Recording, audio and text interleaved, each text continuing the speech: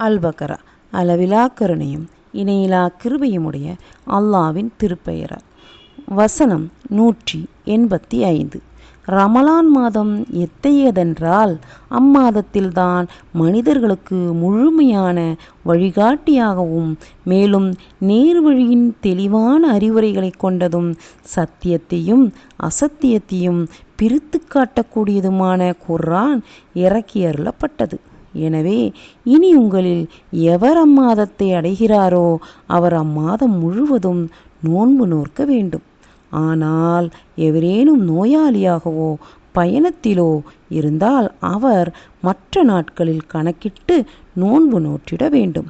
அல்லாஹ் உங்களுக்கு இலகுவை விரும்புகின்றான். அவன் உங்களுக்கு கஷ்டத்தை தர விரும்பவில்லை. நோன்பின் எண்ணிக்கையை நீங்கள் நிறைவு செய்வதற்காகவும் அல்லாஹ் உங்களை நேரிய வழியில் செலுத்தியதற்காக நீங்கள் அவனுடைய மேன்மையை போற்றி அவனுக்கு நன்றி பாராட்டுவதற்காகவுமே இவ்வழி உங்களுக்கு காண்பிக்கப்படுகிறது.